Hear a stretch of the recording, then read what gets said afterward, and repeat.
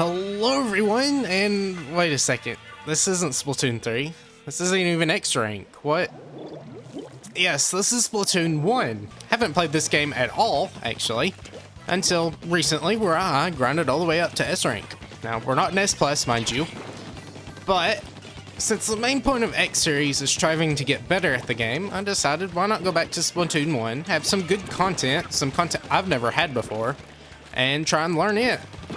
I'm sure a lot of things I can learn in this game will help out a lot in Splatoon 3, and since Splatoon 1 is eventually going to disappear in like 6 months, I thought I might as well try and go ahead and give this one its time in the spotlight since I haven't played it before. We're starting it with the tennis tech splatter shot because it's one of the main weapons I used to get to S rank, and we are not in S+.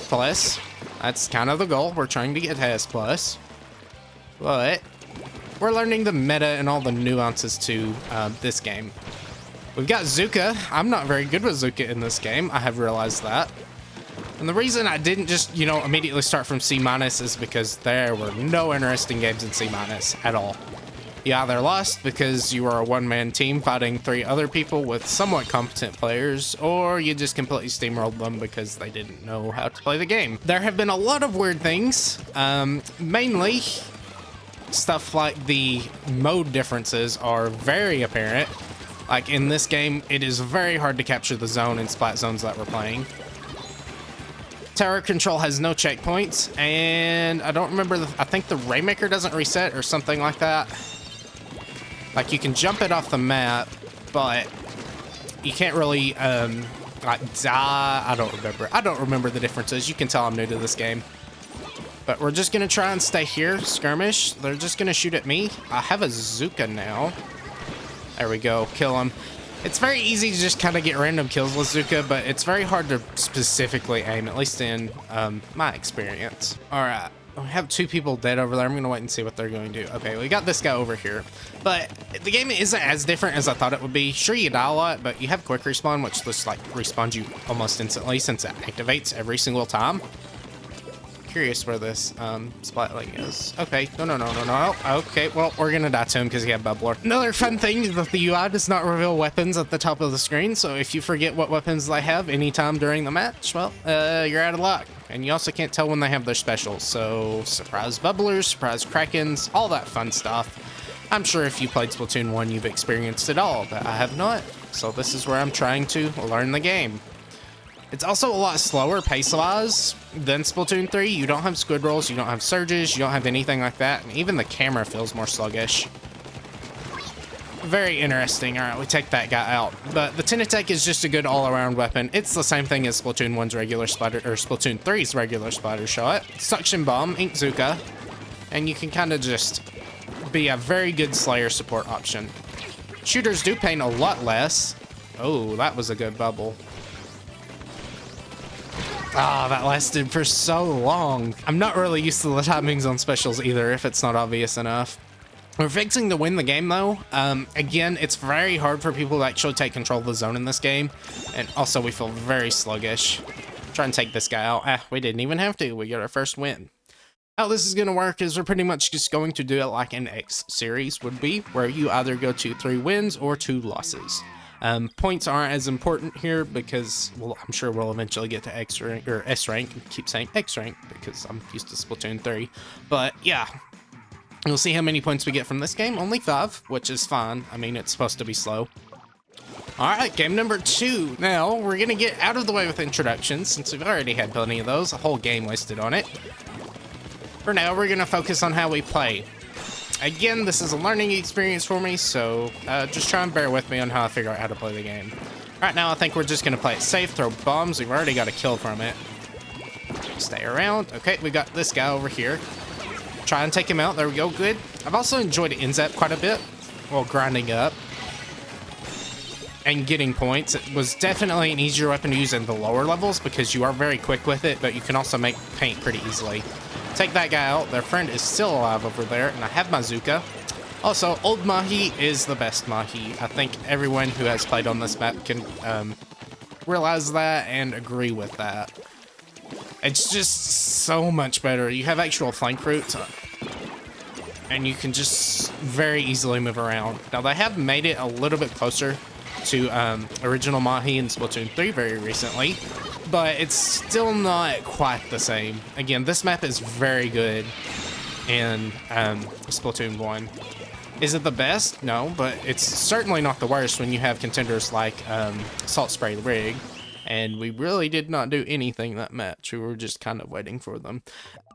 It's S rank, so I don't expect too much interesting. It's better than C rank, where half the people stay in spawn, but it's still gonna be a lot of just waiting around for people to run to you and then just die. So, yeah, I'm just kind of all over the place in my commentary, but I'm just trying to get my bearings on the game. Another +5. All right, game number 3. Again, I'm not expecting too much interesting thing or too many interesting things to happen if I can English correctly. You know, we're just trying to slowly improve, and it's better than just immediately being hoisted in S+ and just being completely destroyed while we get our bearings. But it's definitely still a different system of movement to get used to. Either way, I think right now we're just gonna go for some paint, be more of a supportive player right here. Get away from the Zuka, and there's a little ledge, or a little, I don't know what it's called, a little notch, I guess, that keeps you from moving on that bridge, so I'll have to know that next time you have to jump down. Right now, we do not have a lot of space in mid, so we're gonna go ahead and try and paint for that.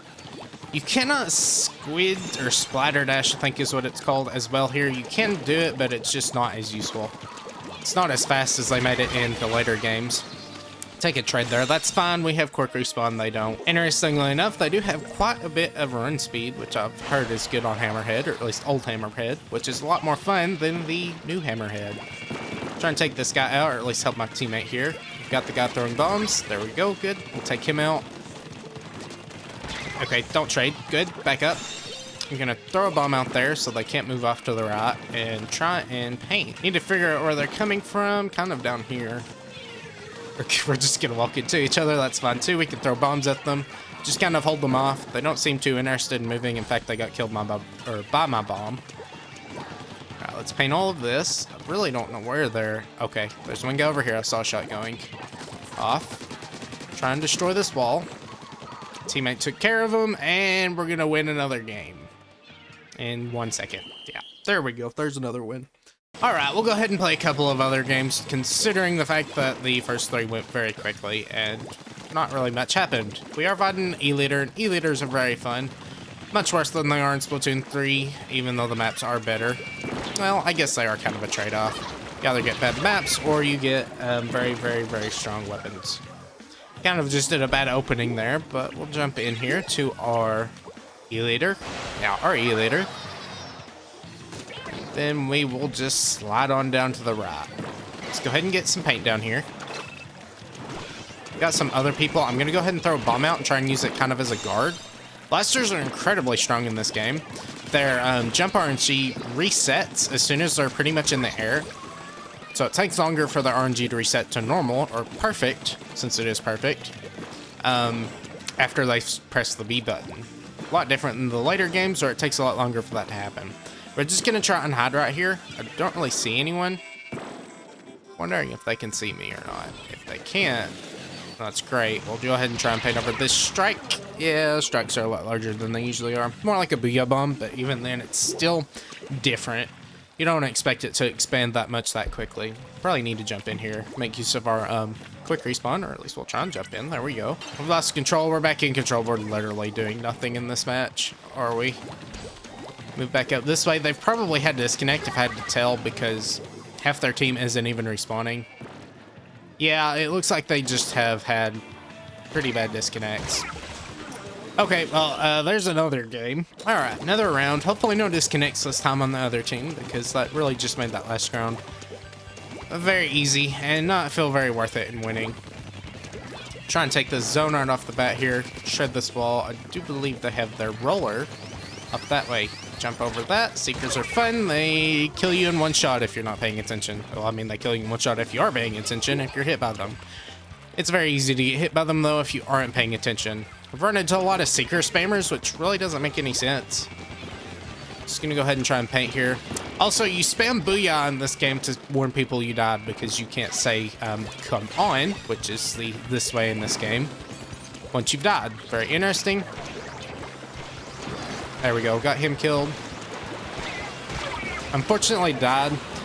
Should have just played. I should have just played that better. We have our friend over here. We're going to jump to this guy. We are losing pretty badly, though, so I don't mind seeing a loss every once in a while. All right, let's get some paint over here. Try not to die. I'm going to try and get some paint down so this carbon can't move. There we go. Good. He's got his Zuka out. We're going to go ahead and just try and paint over the zone here. Gonna fire off my Zuka. Our friend did not take the other guy out, unfortunately, so we just kind of died. But we are in control, which is good. Stealth jump is very strong in this game. You can't ever see the jump marker, so that's nice. You can just jump in for free most of the time. Wait for those seekers to go by, and then we'll try. I do believe this roller is this way. Try and get in control here. Try and get this guy too. He's up on their platform. Don't know where the H3 is. It's somewhere. We'll just stay down here. Throw a bomb at the carbon. We just want to make sure we stay in control and give as much paint support as we can. Throwing bombs is also very useful because we are just kind of in a neutral position. Our friend died on the zone. That's not great. There we go. Take that guy out. Stop him from camping. Wait, well, let's just try and stay alive here. There we go. Good. Throw a bomb at the zone. Use it to help us paint. Yeah, we're just kind of playing like a junior. Just throwing bombs out and painting the zone whenever we can. Using our special. Try and wait for my friend here. They're going to throw seekers down. Don't really have to worry too much about it. I'm just going to paint over them whenever it becomes too much for the zone to handle. There we go. We're back in control. We should very easily take the zone or the lead here. Just going to stay turtling. Just kind of throw bombs out. Defend like this. Should be fine. Alright, back up. We don't want to die to that. Get this paint down. Good. There we go. You're dead.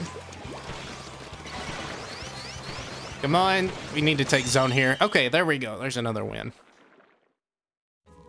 Alright, well, there we go. Not really too much to say about it. It is more of an introductory to, I guess, Splatoon 1 and all of the things in the ranked mode. But, I mean, yeah, it didn't go too badly. We just kind of didn't engage very much, and we won most of the time. Well, I mean, we won all times except for the match that disconnect. I'm not going to show that because it was pretty much immediate. That's how Splatoon 1 is, though. It's very finicky sometimes. Not as bad as Splatoon 3. I mean, in some cases it is worse, but not too important. Here's the gear if you're interested. It is bad. It is not built towards anything. But yeah, you've got your special duration. I don't even believe this gives an extra shot, but that's cool, I guess. We've got quick respawn, and stealth jump, just to make sure we respawn very quickly and can jump back in for free. Well, the plan is to go over all the weapons at some point, eventually, because we don't have much time left, about 6 months once again. So yeah, hope you enjoyed. No real competitive remarks this time. Next time there will definitely be some, though. Just, again, more of an introductory to this whole game. But yeah, hope you enjoyed. Please consider leaving a comment below and consider subscribing if you want to see more Splatoon 1. Until next time, bye.